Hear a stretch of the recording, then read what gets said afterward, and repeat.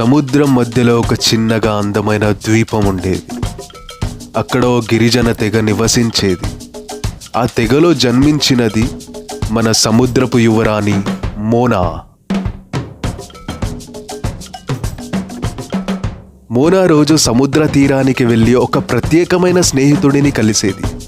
అతని పేరు డోరా. వెన్నెల వల్లే మెరిసే డాల్ఫిన్. నీటిలో తేలుతూ అల్లరిగా తిరుగుతూ డోరా వస్తే మోరా ఆనందంతో నవ్వేది. డోరా, నువ్వు వచ్చేసావా? నీకోసమే నేను ఎదురు చూస్తున్నాను. డోరా ఎప్పుడు ఉదయం వస్తే మోనా తన కథలు చెబుతుంది. ఆమె తల్లి తాతయ్య చెబుతున్న పురాణాలు, పూలు ఎటు ఎక్కువ పూస్తున్నాయో అన్న విశేషాలు అంతా డోరాకి చెప్పేది.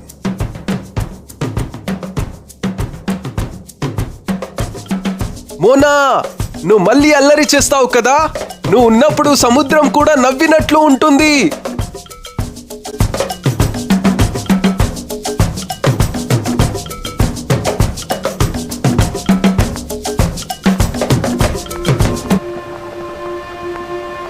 ఒకరోజు ఆకాశం మేఘాల చేత నలిగిపోగా అలలు ఉద్రికంగా గర్జించాయి. డోరా రాలేదు. మోనా ఆశగా చూస్తూనే ఉంది. గంటల తరబడి ఎదురు చూసింది, కానీ ఎటు చూసినా డోరా కనిపించలేదు.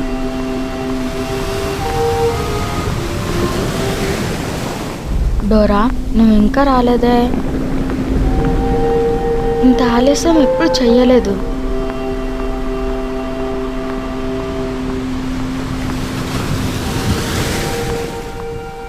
మోనా తాతయ్య వచ్చి హెచ్చరించాడు.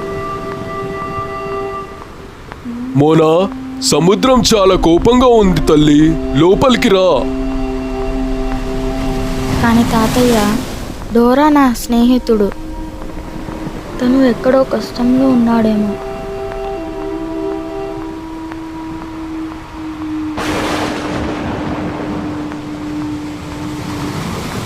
మోనా తన చిన్న పడవను తీసుకుని ఒంటరిగా సముద్రంలోనికి ప్రయాణించింది. అలలు పెద్దగా ఉన్నా మోనా భయపడలేదు. సముద్రపు గాలి ఆమెను వెనక్కి లాగుతుంటే మోనా డోరాని వెతుక్కుంటూ ముందుకు సాగింది. మోనా, ఆలోచించు తల్లి, సముద్రంలోకి ఒంటరిగా వెళ్ళొద్దు. డోరా కోసం అయితే ఏదైనా చేశాను తాతయ్య. అతని కోసం నా హృదయం పిలుస్తుంది.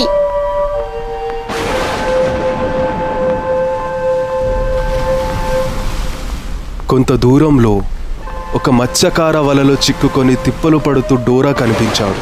అతను ఏడుస్తున్నట్లుగా కళ్ళల్లో వెదురు లాంటి అభ్యర్థన కనిపించింది. డోరా, నువ్వేనా ఇది? ఓ దేవుడా, నీకు ఇలా జరిగిందా?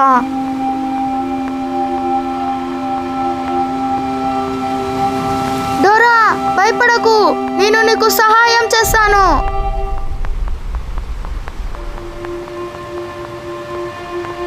డోరా, ఇప్పుడు ఊపిరి పీల్చుకో.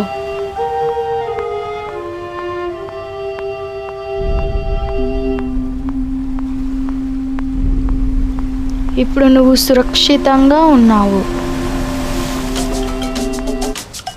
డోరా తన వెనక భాగాన మోనాని కూర్చోబెట్టి సముద్రం మీదుగా తిరిగి ద్వీపానికి తీసుకెళ్లాడు.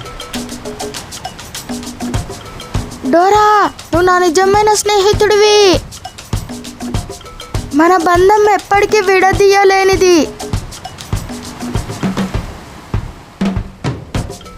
ద్వీపవాసులు ఇది చూసి ఆశ్చర్యపోయారు.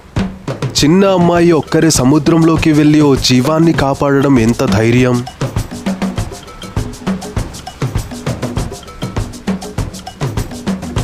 మోనా, డోరా మనతో ఇలా అంటున్నారు. ఇక్కడితో ఈ కథ అయిపోయింది. వెళ్ళే ముందు లైక్, షేర్, కామెంట్ చేయండి. ఈ వీడియో చూసినందుకు ధన్యవాదాలు.